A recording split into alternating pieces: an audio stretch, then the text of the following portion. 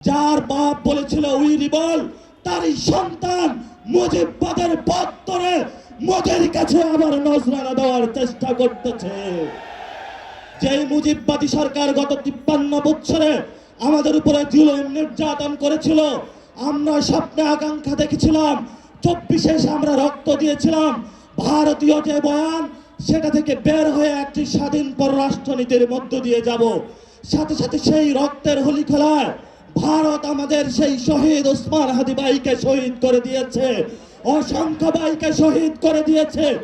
নতুন করে যখন আমরা স্বপ্ন দেখেছিলাম মুজিববাদী বয়ান থেকে বের হয়ে বাংলাদেশের একটি স্বপ্ন নিয়ে ইসলাম এবং সার্বভৌমত্বের আহ্বান নিয়ে আমরা সামনে এগিয়ে যাব, তখনই আমরা দেখতে পেলাম যার বাপ বলেছিল উই রিবল, তারই সন্তান মুজিববাদের পথ ধরে মোদির কাছে আবার নজরানা দেওয়ার চেষ্টা করতেছে।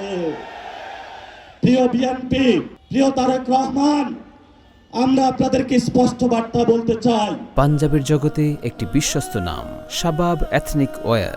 আপনার যদি মুজিববাদে যাওয়ার ইচ্ছা হয়, আপনি আওয়ামী লীগ থেকে বড় মুজিববাদী হইতে পারবেন না।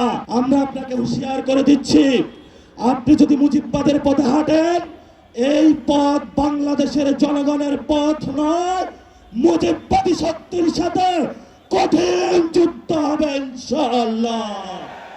সেই যুদ্ধে যদি বিএনপি বা আপনারা যদি মুজিববাদের পক্ষে থাকেন, 24-এর গণ অভ্যুত্থানে যদিও আপনারা আমাদের সাথে রাজপথে ছিলেন, আমরা সেখানে আপনাদের সাথে কোনো কম্প্রোমাইজ করব না।